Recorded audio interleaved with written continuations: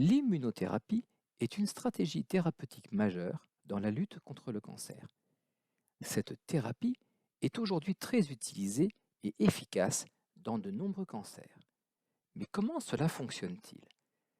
Dans cette présentation, préparée par le docteur Marie Poupeau et le professeur Bruno Segui du Centre de recherche en cancérologie de Toulouse, nous allons découvrir comment notre système immunitaire peut venir à bout d'un cancer. Néanmoins, cela ne fonctionne pas à tous les coups. C'est pourquoi la recherche explore de nouvelles pistes afin de booster le système immunitaire et permettre ainsi le développement de nouvelles thérapies, offrant de nouvelles perspectives dans la lutte contre le cancer. Les anticorps sont des protéines naturellement produites par notre système immunitaire et notamment par des globules blancs, les lymphocytes B. Ces anticorps aident à lutter contre les microbes et les cellules cancéreuses. Chaque individu est doté d'un système de défense constitué de différentes cellules immunitaires et notamment des globules blancs.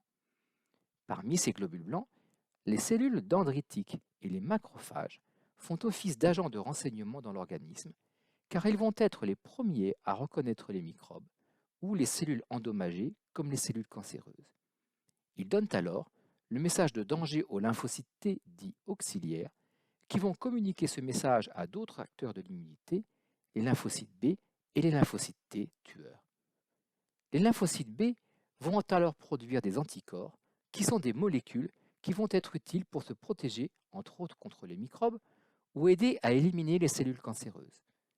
Les lymphocytes T tueurs sont en parallèle capables de produire des molécules toxiques dirigées contre les cellules affectées ou les cellules cancéreuses qui vont alors induire leur mort. Dans ce système complexe, on va également trouver des molécules, les cytokines. Elles vont faire la liaison entre tous les acteurs de ce système immunitaire.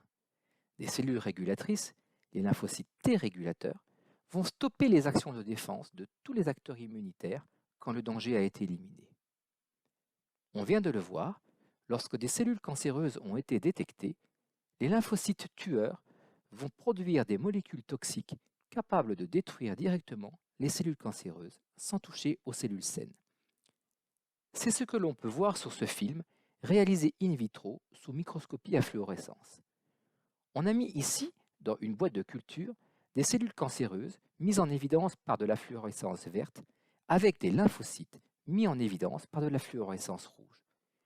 Grâce à la microscopie, on peut voir les lymphocytes tueurs, ici en rouge, qui se dirigent vers les cellules cancéreuses, ici en vert. Au contact des cellules cancéreuses, les lymphocytes produisent des molécules toxiques. Les cellules cancéreuses vont alors mourir, ce qui se caractérise ici par la perte de la fluorescence verte. Mais tout n'est pas si simple, car dans certains cas, les cellules cancéreuses émettent des signaux qui empêchent les lymphocytes tueurs d'agir. Il est possible d'annuler ce signal stop émis par les cellules cancéreuses grâce à des anticorps thérapeutiques. Ceux-ci vont forcer l'action des lymphocytes tueurs, les anticorps verts sur ce schéma, ou vont annuler le message stop des cellules cancéreuses, anticorps rouges sur ce schéma, et permettre ainsi la destruction des cellules cancéreuses. Il est donc possible de fabriquer des anticorps qui vont être utilisés comme médicaments contre les cancers. On parle ici d'immunothérapie. Ces anticorps, fabriqués spécifiquement, vont reconnaître et agir sur les cellules cancéreuses ou sur les lymphocytes. Le but final est de forcer et ou d'augmenter l'action du système immunitaire contre les cellules cancéreuses. Il existe aujourd'hui plusieurs stratégies d'immunothérapie. Une de ces stratégies est de permettre aux anticorps produits de cibler les cellules cancéreuses, ce qui va également permettre d'activer indirectement les lymphocytes tueurs. La production de molécules toxiques qui en découlent va être ensuite dirigée spécifiquement vers les cellules cancéreuses et provoquer leur destruction. On retrouve ces stratégies d'immunothérapie dans le traitement de certains cancers, comme par exemple le cancer du sein ou encore certains lymphomes.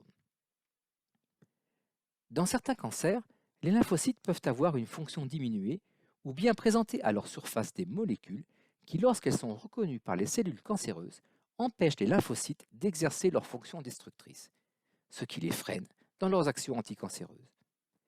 L'immunothérapie mise en place ici consiste à fabriquer des anticorps spécifiques qui reconnaissent les lymphocytes leur permettant de retrouver une action destructrice. Ils vont pouvoir ainsi produire les molécules toxiques pour finalement tuer les cellules cancéreuses. On retrouve ces stratégies d'immunothérapie dans le traitement du mélanome ou encore dans le cancer du poumon. Malgré de nombreux progrès, la bataille n'est pas encore gagnée.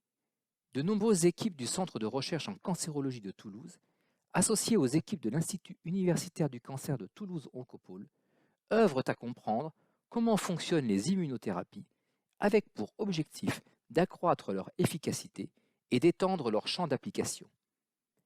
C'est ce lien étroit entre recherche et soins au service du patient qui ouvre de nouvelles perspectives dans la lutte contre le cancer.